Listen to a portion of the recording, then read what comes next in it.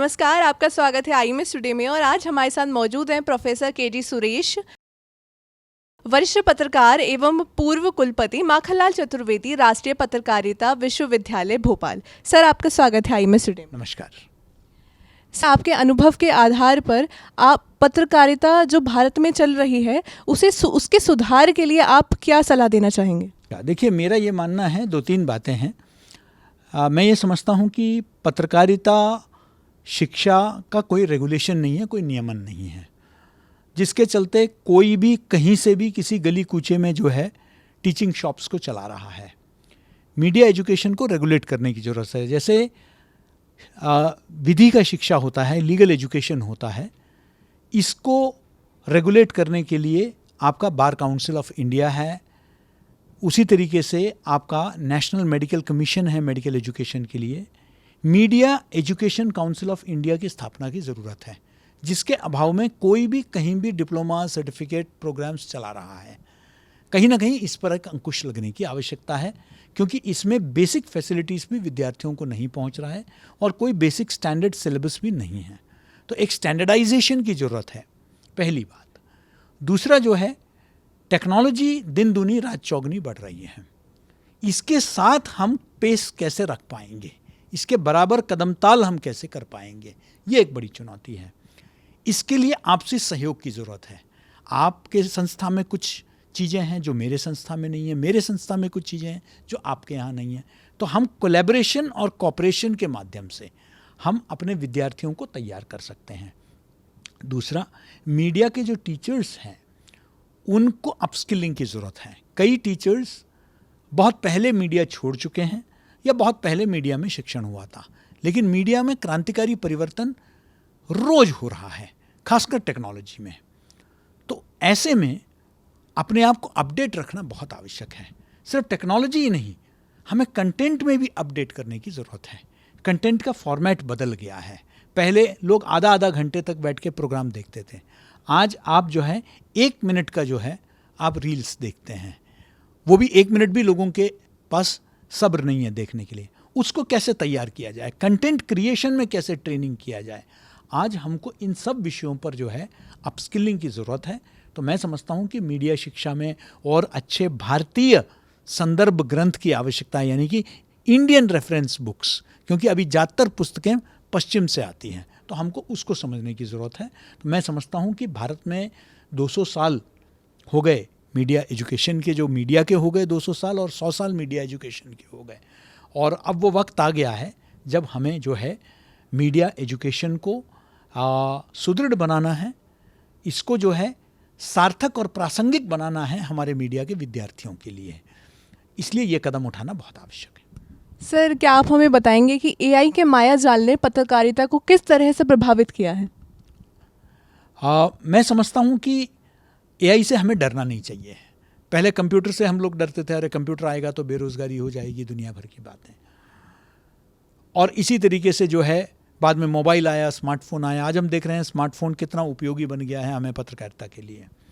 AI की वजह से एफिशिएंसी आता है। AI की वजह से हम लोगों को जो है कस्टमाइज्ड कंटेंट हम प्रोवाइड कर सकते हैं अपने रीडर्स को, अपने व्यूअर्स को। तो बहुत सारे सुविधाएं भी AI की वजह से आया है।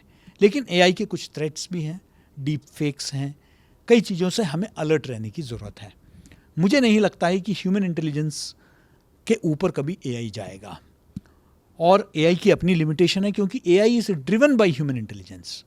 इसलिए मुझे लगता है कि उसको खतरे के रूप में न देखकर हमें उसको एक फैसिलिटेटर के रूप में देखने की आवश्यकता है, ताकि हम उस टेक्नोलॉजी का लाभ अपने रीडर्स, अपने पाठक, अपने दर्शक और अपने श्रोताओं को बेहतर कंटेंट प्रोवाइड करने में हम उसका कैसे इस्तेमाल कर सकते हैं, उपयोग कर सकते हैं, इस पर हमें विचार करने की ज़रूरत है।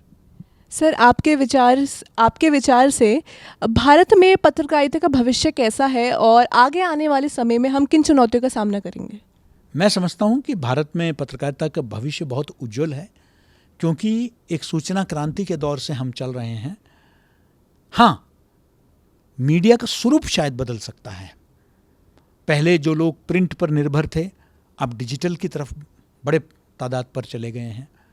टेलीविज़न लोग देखते हैं आज भी, हमें कंटेंट को आखिरी व्यक्ति तक credible content, evidence based research, ताकि पत्रकारिता का विश्वसनीयता बनी रहे। क्योंकि अगर विश्वास भरोसा उठ गया, क्योंकि मीडिया चौथा स्तंभ है देश का, इस पर भरोसा बनाए रखना बहुत ज़रूरी है। ये मेरी, आपकी, हम सब की जिम्मेदारी है। मैं समझता हूँ कि अगर हमने अपना क्रेडिबिलिटी को बना के रखा तो पब्लिक हमारे साथ जुड़ी रहेगी। लोकतंत्र के एक बहुत मजबूत पहलू है मीडिया, और इसके स्वतंत्रता को, इसके विश्वसनीयता को बनाए रखना हम सबके सामने एक चुनौती है। सर, आप नए पत्रकारों को क्या सलाह देना चाहेंगे जो इस क्षेत्र में अपना भविष्य बनाना चाहते हैं? देखिए, मैं तो नए पत्रकारों को कहूँगा कि जितना आप पढ़ सकते हो पढ़िए, जितना घूम सकते हो घूमिए, जितने लोगों से मिल सकते हो अपने कैनवस को बड़ा करिए। हम कुएं के मेंढक बन गए हैं। हमको जो है सिर्फ घंटों बैठ के रील देखने से ज्ञान नहीं प्राप्त होगा। हमारे नॉलेज बेस ही हमारा स्ट्रेंथ होगा। आपको फ्यूचर में रिक्रूट करेंगे तो लोग ये देखेंगे कि इसका नॉलेज बेस कितना स्ट्रांग है, एक एक विषय पर इसकी पकड़ कितनी है। तो अपना एक स्पेशलाइजेशन तैयार करिए, आपने भाषा को सुधारिए। आजकल लोग अपना एक्सेंट, मदर टंग इन्फ्लुएंस जिसको कहते हैं, वो भी चलता है। लोग अपने एक्सेंट को ओवरकम नहीं कर पा रहे हैं। हर व्यक्ति अलग अलग भाषा बोलता है तो उसका जो है एक प्रभाव पड़ता है। भाषा में व्याकरण का, वर्तनी का हमें ध्यान रखने की ज़रूरत है। तो मैं समझता हूँ कि हमारे लैंग्वेज पर हमें फोकस होना चाहिए। हमें शोध परक खबर ही देना चाहिए। इसलिए हमें शोध की तरफ, कोई भी विषय को गहराई से समझने की आवश्यकता है। उसकी सतही समझ रखकर हम मीडिया में अपना छाप नहीं छोड़ सकते हैं। हमको और मेहनत करने की ज़रूरत है। मेहनत से बचना नहीं है। वातानुकूलित यानी कि एयर कंडीशनड रूम से हमको बाहर निकलने की आदत पड़नी चाहिए। ग्राउंड रिपोर्टिंग की तरफ हमारा रुझान होना चाहिए। और आप याद रखिए कि जितना हम पसीना हमारे युवावस्था में बहाएंगे, उतना हम कंफर्टेबली अपने, जब हम सीनियर बनेंगे तब हम कंफर्टेबल होंगे। इस वक्त पसीना बहाने से कतराइए मत, मेहनत करने से कतराइए मत। ये आपकी उम्र है, इसमें जितना मेहनत हो सकता है एक एक पल का सदुपयोग करिए। मस्ती करने के लिए पूरी ज़िंदगी पड़ी है। धन्यवाद सर, अपना बहुमूल्य समय देने के लिए। मैं मोक्षा त्यागी, कैमरामैन उज्जवल आनंद के साथ IMS टुडे।